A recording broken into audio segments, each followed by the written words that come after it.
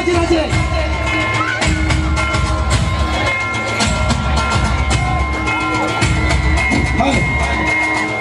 सर्वांनी घोषणा द्यायची आहे.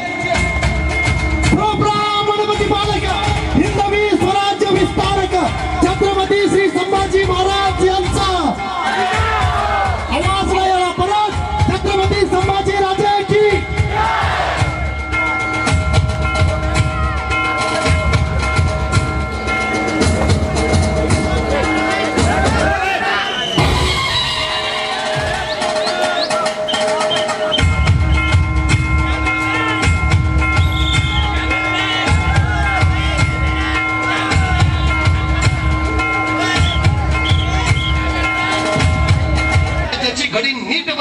तब्बल 9 महिन्यांनी स्वतःला राज्याभिषेक करून घेतला.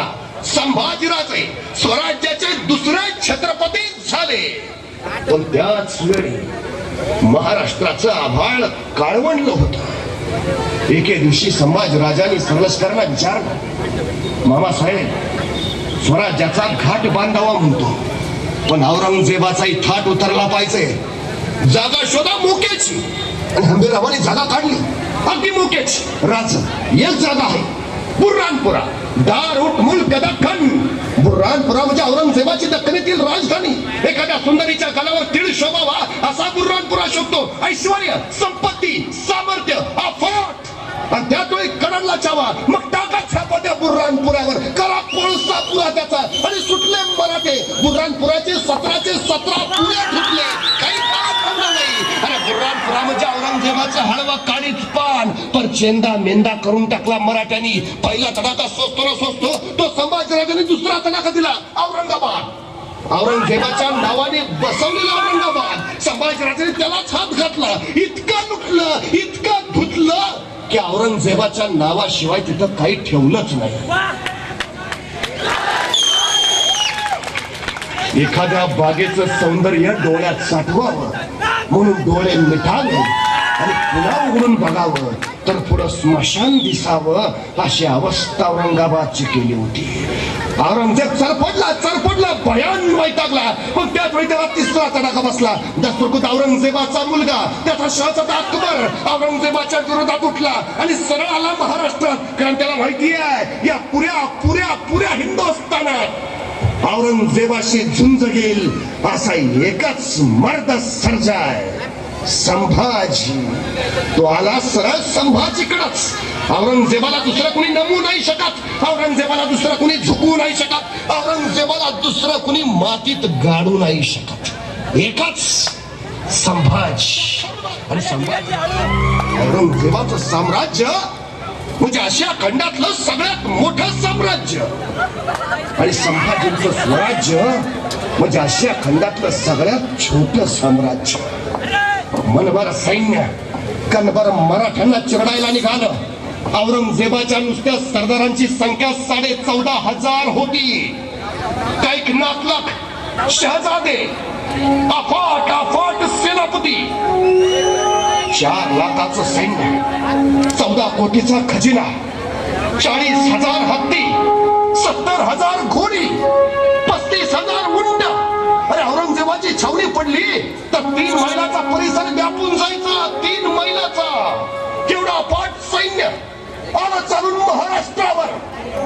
आणि सह्याद्रीच्या कड्यावरनं कड्यांना छावा. येऊ द्या त्या औरंगजेबाला. अखेर त्याला त्याच्या मरणाची जागा कळली. आणि बघता बघता संभाजी सज्ज झाला. वयवर्ष अवघ 23. महाराष्ट्राचा आभाळ खळवंडून गेला. औरंगजेबाने एका बाजूबाट मोहिमाने काढल्या. सर बुलंद खान, आले खान, फतेह खान, शहजादा आझम, बेदार बख्त मुअज्जम, शहाबुद्दीन खान, बहादूर खान, एक नामचीन सेनापती अफाट अफाट ताकदीनं महाराष्ट्राला कैचीत पकडायला चोह बाजूने आत घुसवले. आणि मराठे सज्ज झाले. संभाजीराजांच्या नेतृत्वाखाली त्यांनी मोगलांची लग्न तोड चालू केली. मराठे सुसाट सुटले.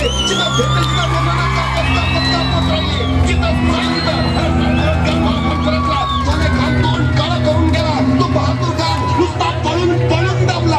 शहाबुद्दीन खानाला तर काही सुचेना. औरंगजेबाने चोह बाजूने फक्त शिकस्तीच्या बातम्या ऐकत राहिला.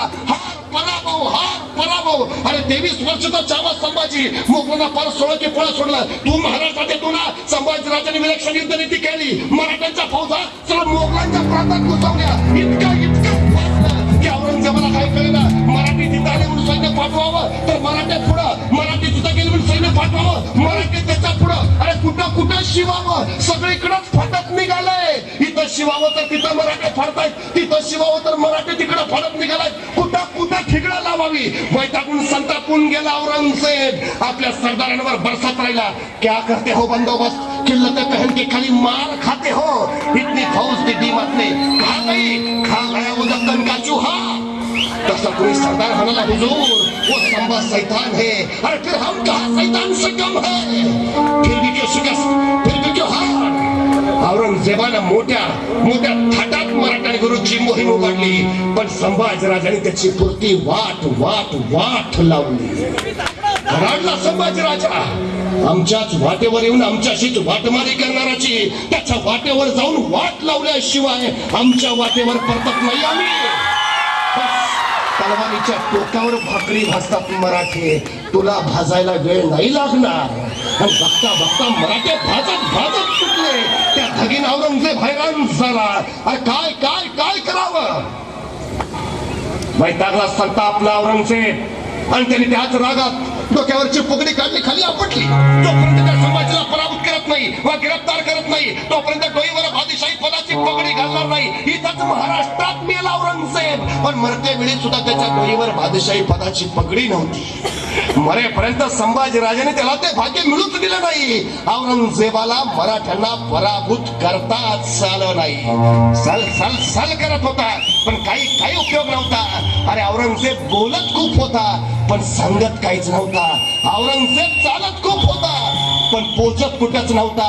औरंगजेब लढाया खूप खेळत होता पण जिंकत कुठंच नव्हता. ही सगळी ताकद या 26 वर्षाच्या संभाजीची. अफाट ताकदीने औरंगजेबाला रोखलं. पुऱ्या दख्खन मधला एक खण या खिडक्या नजरना कुणी येणार नाही महाराष्ट्रात. संभाजीराजांनी जरा बसवली तर अशी. अरे पोर्तुगीज थया नाचवले. गोव्यावर हल्ला केला. पार मांडवी नदीत बुडवून संभाजीराजा गोव्यात घुसणार. अरे तो इस्रायली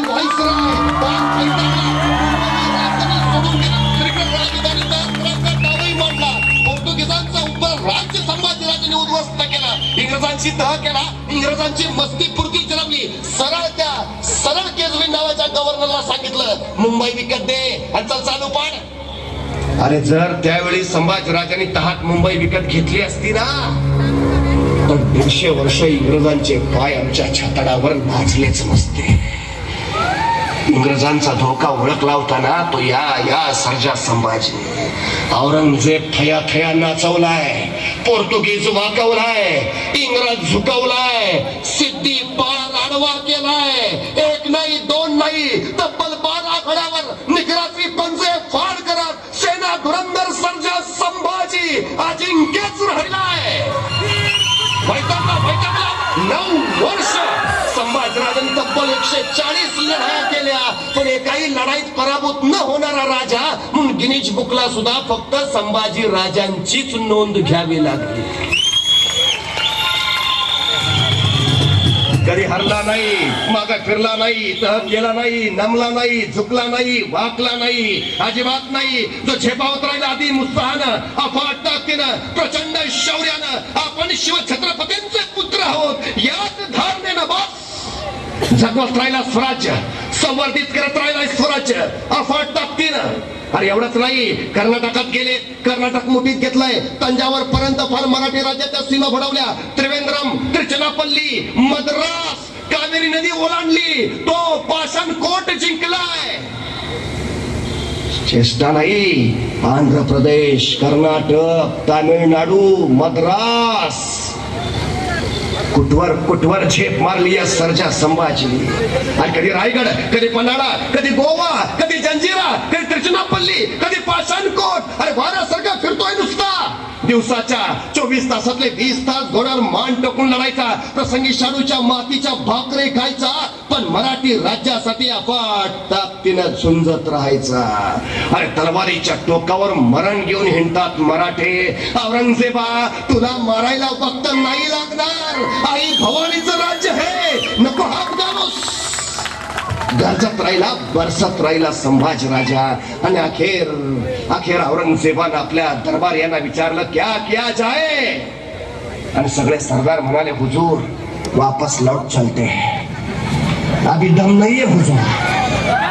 आणि अखेर औरंगजेबाला महाराष्ट्र सोडावा लागला. संभाजीराजांच्यावर आक्रमण करायची वाट त्यांनी बदलली, माघार घेतली आणि गेद आदिलशाहीवर. आदिलशाही अवघ्या 6 महिन्यात त्यांनी जिंकली. मग वळाला कुतुबशाहीकडं. गोवळकोंडा त्यांनी अवघ्या 1 महिन्यात जिंकलं. अरे आदिलशाही जिंकायला 6 महिने लागतात, गोवळकोंडा जिंकायला 1 महिना पुरतो. आणि संभाजीराजांचं स्वराज्य जिंकायला त्याला 9 वर्ष शक्य होत नाही. हे शौर्य कुणाचं? हा पराक्रम कुणाचा? हे धाडस कुणाचं? हे साहस कुणाचं? सर्जा संभाजींचं. के आलमगीर होना चाहते हम. हा दख्खन फक्त खुपतोय त्याला, दख्खन. हनुमान तर बदलून घ्यावंच लागलं होतं. त्याला वाटलं होतं शिवा संभाजी म्हणजे शिवाचा नादांत तनशील वारीस. बदलला हनुमान. शिवाजीपेक्षा 10 पटीनं तापदायक आहे संभाजी. अरे त्या शिवाजीने कधी बुर्हानपूर औरंगाबादला हात नव्हता लावला. खतरा औरंगजेब चालून येईल, पुन्हा संभाजी गादीवर आला आणि पहिल्यांदा बुरहानपुरात धुतलं, औरंगाबाद लुटलं. अरे सळो की पळो करून सोडलं यांनी. दरबार औरंगजेबाने विचारलं, मेरे सब घराने में, हमारे तैमूर के घराने में हुआ ऐसा कोई शख्स पैदा जो रन पर मरा हो? आणि सगळ्या सरदारांनी सांगितलं, ना हुजूर ना, याद रखो कि औरंगजेब या खुद मरेगा या उस संभा को मारेगा. ये पहला आलमगीर होगा जो रन पर मरेगा या उस संभा को मारेगा. आणि शेवटपणी निघाला औरंगजेब. पण त्याला माहिती आहे संभाजीला उघड्या मैदानात पराभूतच नाही करू शकत आपण. मग आकला डाव फितुरांना पुन्हा मदतीला घेतलं. संभाजीला सांगता चला, रायगडाला इतिघात केल्याचा गैर पडलाय आणि काळाचा टोका चुकला. रायगड म्हणजे राजधानी, महाराणी तिथं आहेत, बाळराजे तिथं आहेत, स्वराज्य सिंहासन तिथं आहे. कुणी डाव्यानं डाव मांडला आणि संभाजीराजे निघाले. मालोजींना सांगितलं, लागली गरज तर हात मारू, लग येऊन मिळा मास. आणि संभाजीराव घ्या 100 भालायकांसोबत निघाले रायगडाकडं. पूर्वीच आपल्या माणसाला सांगितलं होतं, जमेल तसंच जमेल तिथून निष्ठायचं सरांनी. खंडोबा संताजी घोरपडा एका बाजूने सटले होते आणि संभाजीराजांनी कविकलश दुसऱ्या बाजून आवडीच्या नदीच्या दिशेने दौडू लागले होते. कविकलशाला घोड्यावर पडले, राजाचे मैकीर गया. संभाजी वापस आले, कविकलशाला सोबत घेतलं, दौडू लागली घोडा नावडीच्या किनाऱ्याकडं. आणि बघता बघता संभाजींचा घोडा नावडीच्या काठावर आला. समोर काठावर माणसं दिसली. आतापर्यंत ऐकलं होतं नद्या समुद्राला येऊन मिळतात, पण इथं उलट. मांडवी नदीला, त्या नावडी नदीला मुकर्रब खानाचा सेना सागर भेटायला आला होता. काठावर होता शिवपुत्र संभाजी. चोहो बाजूनी संभाजी राजा रेखला गेला. चोहो बाजूनी यवनांचं सैन्य फरलं. मध्ये संभाजी आणि कविकलश आणि कराडला मुकर्रब. 3 किलो तलवार उसकी. पण तलवार घ्यायचं कुणाचं धाडस होईना. कुणीतरी 1 पाऊल उचलायचं आणि संभाजींची नुसती नजरवर उठायची. 4 पावलं मागं सरायचा तो. व्हायची गरज झाली. आता मुकर्रब खानानं चोहो बाजूने दोरखंड फेकले आणि संभाजी तेरबंद झाले. मराठ्यांचा छत्रपती अडकला. छावा संभाजी राजा तेरबंद झाला. शिवपुत्र संभाजी मोगलांच्या कैदेत असला. फितुरांची चाल यशस्वी झाली. मराठ्यांचा मुकुट मोगलांच्या पायात पडला. पण मस्तक ताटच होता. छाती तशीच, हृदय तशीच आणि बाणेदारपणाही तसाच. बघता बघता मुकर्रब खानानं दस्त केलं संभाजीराजाला. आणि राहुल्या खानाला तो म्हणाला, जितनी जल्द हो सके उतनी जल्द निकलना चाहिए यहाँ से. अगर पता चला इन मरहट्टों को तो यही खबर बना डालेंगे अपनी. आणि आश्चर्य वाटेल, संगमेश्वर ते बहादूरगड हे 350 मैलाचं अंतर आहे. एसटीने जायचं झालं तरी 1.5 दिवस लागतो. मुकर्रब खानानं हे अंतर संभाजींना घेऊन चालत अवघ्या 4.5 दिवसात कापून पुरा केलंय. कुत्र माग लागल्यासारखा पळत होता. पण दुर्दैव मराठ्यांचं, किल्ल्याच्या तथा शेजारून संभाजींना नेलं जात होतं, पण तटावरच्या धारकऱ्याला माहिती नव्हतं आपला राजा कैद झालाय. अरे गावच्या पेशी वरनं संभाजींना नेलं जात होतं, पण गावातल्या वारकऱ्याला आणि गावकऱ्याला माहिती नव्हतं आपला राजा कैद झालाय. कडेपर्यंत संभाजींना सुरक्षित ठिकाणी पोहोचवलं होतं. आणि औरंगजेबाला खबर द्यायला हेर धावत आला होता. हुजूर हुजूर बड़ी खुशी की खबर है, संभाज गिरफ्तार हुआ. आणि आल्या हेरला औरंगजेब विचारत होता, पीके तो नहीं आए, क्या बकते हो? हाँ हुजूर, संगमेश्वर में मुकर्रब खान ने दस्त कर लिया उन्हें. अल्लाह ताला की मेहरबानी, शब रात का जश्न होना चाहिए. अब कराई गया दखन का जो हंसगंज में, अब दिखाएंगे उसे, लाया जाए उसे शान और शौकत से, पहना जाए तख्ता पुनः. आतापर्यंत तिने आपल्या खांद्यावर मराठी तख्ता ठेवला असेल, आता त्याच्या खांद्यावर तख्ता पुन्हा ठेवा. आतापर्यंत त्यांनी राजवस्त्र घातले असतील, आता त्याला विदूषकी झपली घाला. आतापर्यंत त्यांनी मराठेशाहीचा मुकुट मिरवला असेल, आता त्याला घुंगर असलेली विदूषकी टोपी बांधा. आतापर्यंत त्यांनी राजअलंकार घातले असतील, आता त्याला पोलादी काटेरी साखळ दंडाने जखडवा. आतापर्यंत राजा म्हणून घोड्यावरनं, मेन्यातनं, पालखीतनं, हत्तीच्या अंबारीतनं गेला असेल, आता त्याला उंटाला बांधा. आतापर्यंत राजाला म्हणून नगारे वाजले असतील, आता ढोल ताशे बनवायला सुरुवात करा. कळू द्या महाराष्ट्राला, आलमगीर औरंगजेबने संभाजी गिरफ्तार केलाय. आणि बरोबर निघाली झेंड, विदूषकी झपली घातली, घोंगर असलेली टोपी अडकवली, काटेरी साखळ दंडाने जखडवलं, उंट्याला बांधलं आणि निघाली झेंड. वाचत गावचं. अरे कुठल्या राजाच्या वाट्याला आली विटंबना, कुणी सोचलं? अरे मोगली छावणीत कल्लोळ कल्लोळ वाजला होता आनंदाचा. आपण ते सारे 9 वर्षाच्या औरंगजेबाच्या दिमागात सैतानी गोंधळ घातला. तो संभाजी आहे कसा? अरे कसा दिसतो? कसा आहे तो? कोण कोण कोण? अरे कोण कुणाच्या झाडावर, कोण कुणाच्या घरावर, कोण कुणाच्या डोक्यावर, कोण कुणाच्या खांद्यावर उभा राहून बघत होते. कसा आहे संभाजी? आणि निघाली किंवा वाजत गाजत.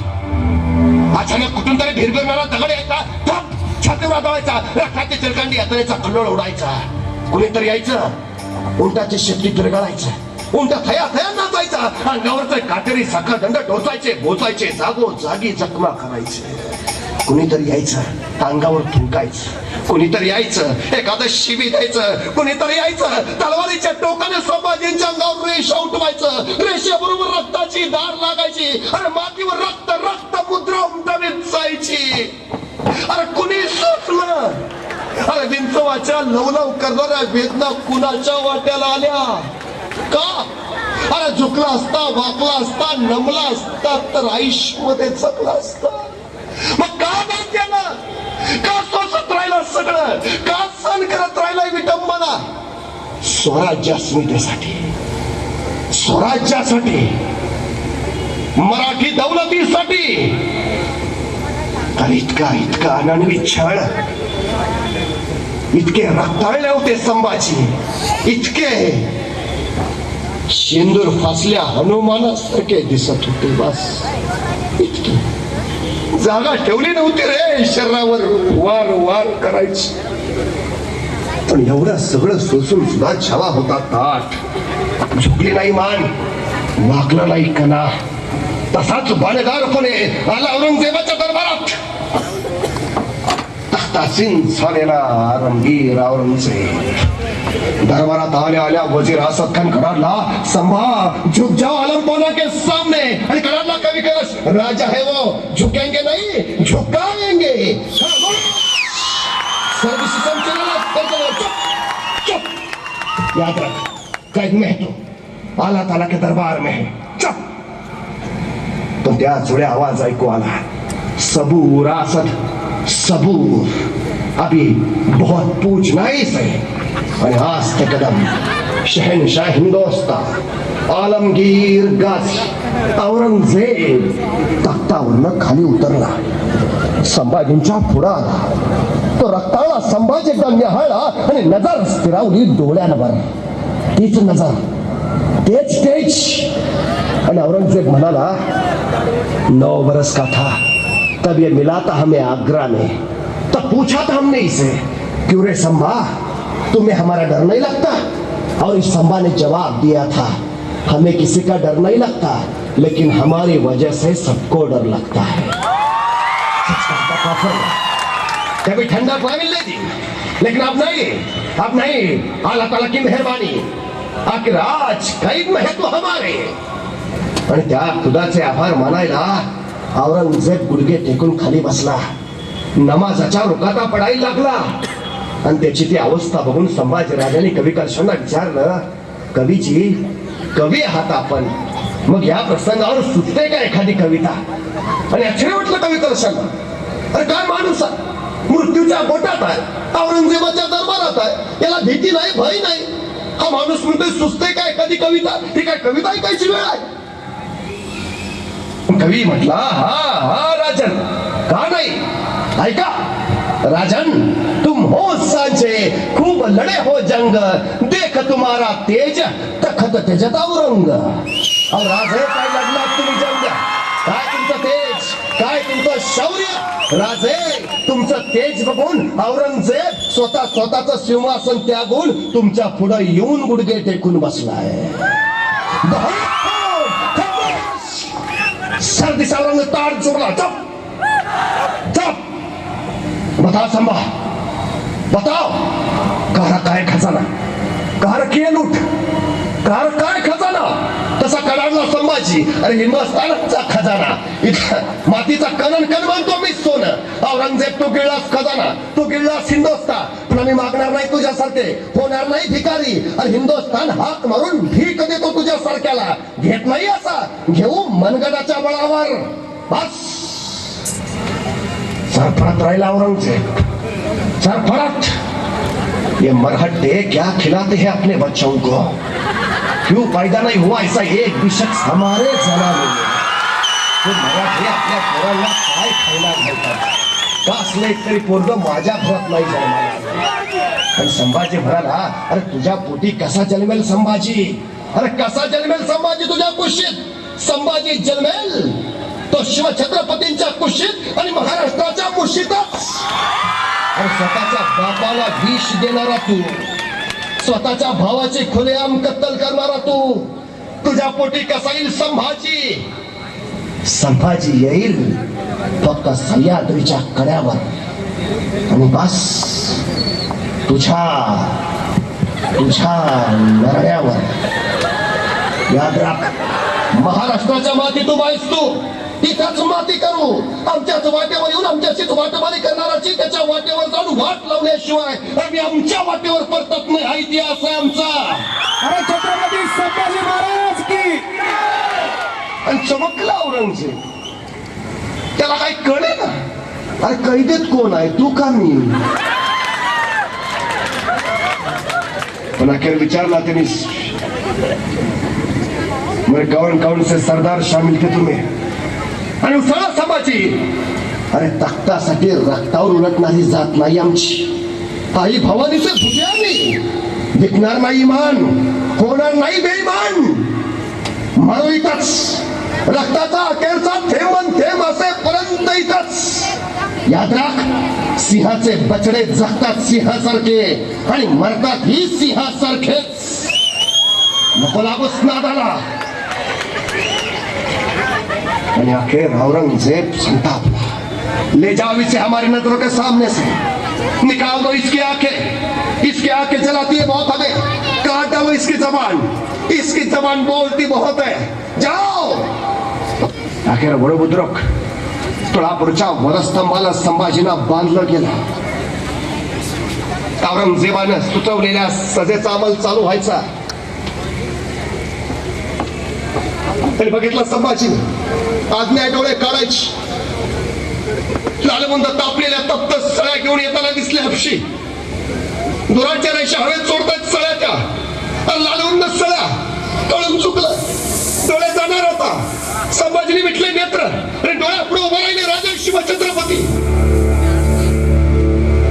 मासाहेब चिचाव, आई सईबाई, मावळे, स्वराज्य, गडकोट, आणि याच डोळ्याने घेतलं स्वराज्याचं दर्शन, याच डोळ्याने केलं इशारा आपल्या मावळ्यांना, याच डोळ्याने पाहिली स्वप्न स्वराज्य संवर्धनाचे, अरे याच डोळ्याने घेतलं दर्शन आबासाहेबांचं, बाळासाहेबांचं, आऊसाहेबांचं, त्याच डोळे अरे उघडले डोळे संभाजीने डोळ्यात प्रदेशला लालबुद्ध दप्त सरा समोर मुचले याच नंतर नुसता कल्लाला उठला सरा गेला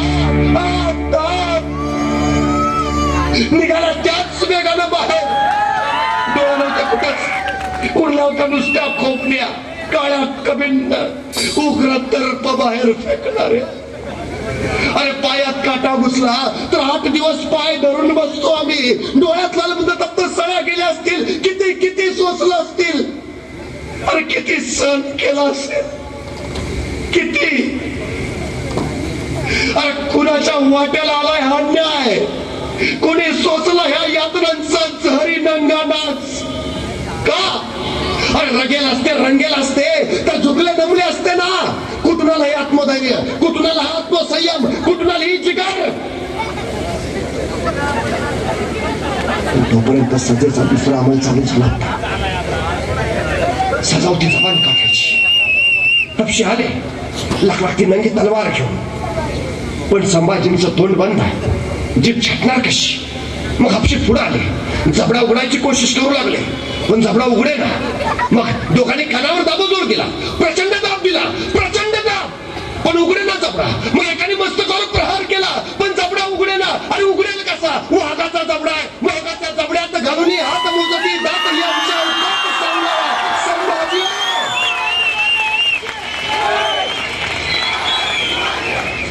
पण तोपर्यंत एकाने युक्ती केली, संभाजींचं नाक दाबून धरला, श्वासासाठी जीव गलबलला, तळमळला, श्वासासाठी ओठ हल्ली, जीभ लावली, आणि त्या संधीचा घेतला फायदा. सांची घुसली, सांचीत पकडली जीभ, ओढली बाहेर, नंगीच लागली, तोंडात नवघळा नुसतं लालबंद रक्त, जीभ पडली होती समोरच वळवळ, ती सुद्धा तयार नव्हती. संभाजीराजापासून पोरकं व्हाय. अरे ज्या जिभेनं उमटवलंय जगदंब जगदंबचे बोल, ज्या जीवेनं दिली किलकारी हर हर महादेवची, ज्या जीवेनं केला जागर जय भवानीचा, जी जीभ म्हणत राहिली आऊसाहेब, मासाहेब, बाबासाहेब, ती जीभ पडली होती समोरच वळवळ. एक नाही, दोन नाही, तब्बल 40 दिवस अनन्वित अत्याचार चालला होता. अरे बोकड सोलावं असं संभाजींचं कातडं सोलून काढलं, त्याच्यावर मिठाचं पाणी टाकलं, चर्र यातनांचा जाळ जाळ झाला नुसता. कुणीतरी यायचं गुडघ्याच्या वाट्या काढून न्यायचं, कुणीतरी यायचं हाताची बोट छाटायचं, कुणीतरी यायचं तलवारीच्या पात्यानं मांसाचे लगदे कापायचं, कुत्र्या गिधाडांना खाऊ घालायचं. अरे कुणी बघितलं असतं तर वाटलं नसतं मराठ्यांचा छत्रपती आहे. अरे भूतासारखी अवस्था झालेली, आणि एवढं सगळं ऊन सुद्धा माझा सर्जा सोसत राहिला, सहन करत राहिला का? आपण शिवछत्रपतींचे पुत्र आहोत. या अस्मितेसाठी, स्वराज्यासाठी, राष्ट्रधर्मासाठी सहन करत राहिला. 40 दिवस. अखेर उगवली फाल्गुनी वद्य अमावस्या, 11 मार्च 1689. औरंगजेबाची अखेरची सजा. संभाजीचं मस्तक कलम करा, आणि संभाजीचं मस्तक छाटलं गेलं. शिवाजी महाराजांनी सांगितलं कसं जगावं, आणि संभाजी महाराजांनी दाखवलं कसं मरावं. इंद्रायणी आजही सांगते.